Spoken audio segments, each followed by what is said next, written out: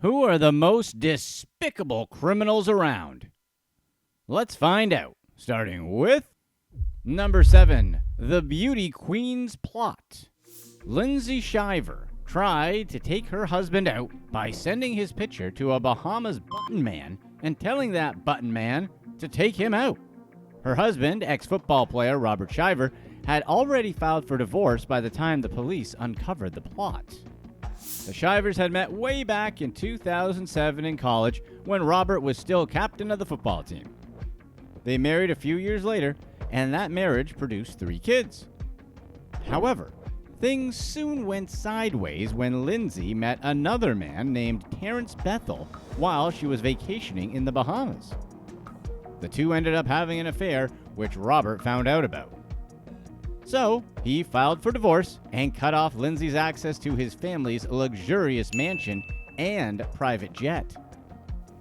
In response, Lindsay hit Robert with a counter-filing where she claimed that she had suffered and that any extramarital relationship she had come after they were separated.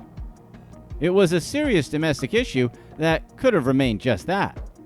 But everything changed after a break-in at a bar in the Bahamas where Bethel worked. During the investigation of the break-in, police asked the staff to hand over their phones, and Bethel's phone revealed messages related to the plot. The police found WhatsApp messages where Lindsay, Bethel, and another guy named Newbold discussed ending Robert's life. The trio were arrested, and even more incriminating messages were found on their phones, one of which included the picture of Robert Lindsay had sent to Newbold and a message asking him to take Robert out. All 3 of them have since been arrested, and while Bethel and Newbold were somehow able to get released on bond, Lindsay is still in prison. She'll have to cough up at least $100,000 to secure bail, and will have to prove that she has somewhere to stay in the Bahamas pending her release. As of the release of this video, this case is ongoing. Number 6, the Nurse Impersonator. Herman Brightman posed as a nurse online to attract women, who he then kidnapped. But his deception was only the beginning of a much darker plan. Brightman would create fake profiles on Facebook and Hinge and say that he was a nurse. Of course, he didn't use his real name, instead going by Nazir Griffiths or Nazir Luckett, which were unusual choices for a fake name since they tend to stand out.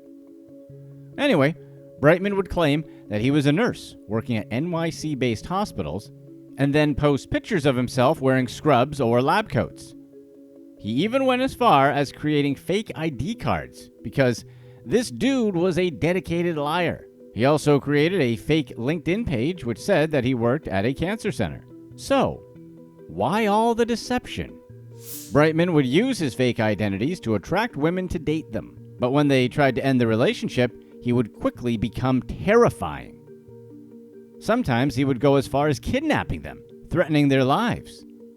In one case, Brightman went to New York and forced a woman and her child to follow him back home after she had ended their relationship. Thankfully, the woman was able to escape the next day. A year after that, he went after another woman he had been dating and aggressively threatened her with a knife. A month after that, he lured yet another woman into his car, forced her to call another woman he had been stalking, and then went after her as she tried to escape. Later that month, he went to the home of yet another woman who had dumped him, and he went after her. Thankfully, Brightman has since been arrested and was hit with 8 federal charges, including kidnapping, interstate stalking, and cyber stalking. Each kidnapping count carries a minimum sentence of 20 years, so Brightman has a not-so-bright future ahead of him. As of the release of this video, Brightman is in custody, awaiting trial. Number 5, the Toxic Smoothie. Former school teacher Sarah Scheffer somehow had the bright idea that the best way to end her relationship was to poison her husband with a plant called a lily of the valley. Apparently, just leaving him would have been too easy, we guess. Fortunately, her husband figured out his wife's plot and actually caught her in the act through a hidden camera.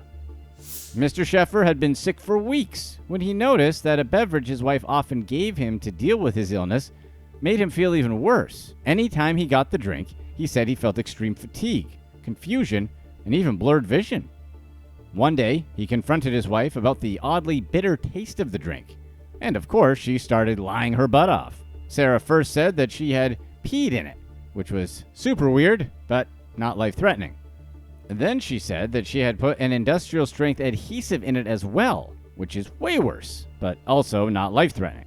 Luckily, Mr. Scheffer didn't just accept these bizarre confessions. If Sarah could admit to all of that, who says she couldn't be doing something worse? So, he got a hidden camera and placed it in front of the kitchen to see what was really going on. The camera captured Sarah blending the contents of a green bowl, which were gotten from roots from a bag labeled Lily of the Valley. Lily of the Valley is a popular flower for weddings, is used in perfumes, and has been used in old herbal remedies. However, it's toxic to humans when too much is ingested, especially its roots. Upon this discovery, Mr. Scheffer told the police, and his wife was promptly arrested. Investigations proved that Sarah knew exactly what she was doing and was fully aware that the plant was toxic and had planned to off her husband. So why would she plan something so horrific? As it turned out, Sarah had gotten into a relationship with a man in Pakistan and wanted to bump off her husband and then flee to the country to be with him. As of the release of this video, Sarah Scheffer has been charged and remains in custody. She's being held without bond, and the court considers her a flight risk due to her alleged relationship with the Pakistan guy and searches for flights there. Seriously, why poison this guy? She could have just left and everyone would have been better off. Number 4. Scammed and scarred. Cancer survivor and warrior Emma Mann has gone through a lot in her life, and now she has to face even more troubles as she's been scammed out of her last $5,000. Emma's health problems were a result of Gorlin syndrome, a rare hereditary disorder that predisposes her to skin and brain cancer. Emma had been diagnosed with multiple brain tumors before the age of 2, so she was already having a pretty rough go of things, and at the time of the scam call, she was dealing with skin cancer. Emma's nightmare began when she received a scam call from people who said they wanted to help her as she was a victim of fraud. The call said that her card had been used for a $400 purchase on Amazon, and that to fix it, she needed to buy gift cards and send the codes. So Emma complied, and the callers made her use all of her money to buy up gift cards, and even told her to go get a $3,000 cash advance from the bank to get even more cards. In total, she bought around $5,000 worth of gift cards. This scam might seem obvious to most, but Emma's condition, rather than a lack of intelligence, predisposed her to being overly trusting and susceptible to manipulation.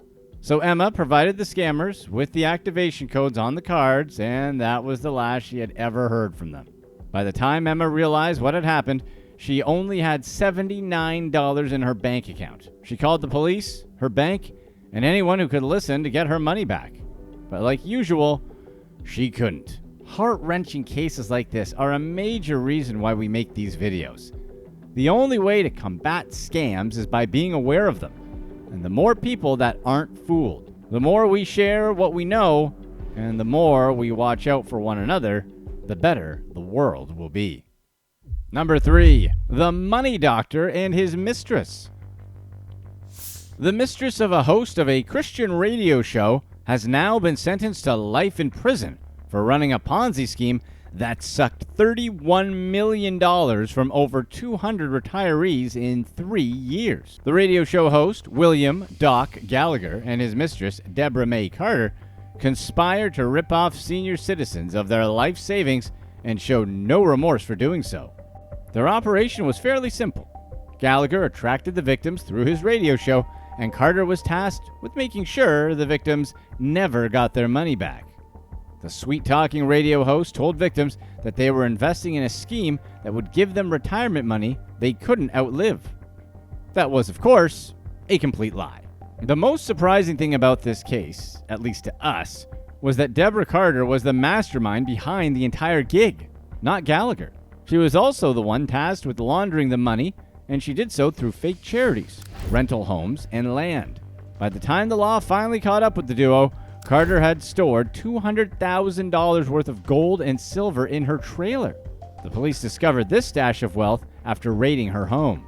Gallagher was soon arrested after this, and he confessed to receiving almost $30 million from 60 investors over 5 years. In total, the duo had scammed over 200 people of $31 million. Following a 2-week trial where Carter represented herself, she was sentenced to life in prison. Carter, who was 65 at the time of her arrest, will likely end up spending the rest of her life in prison.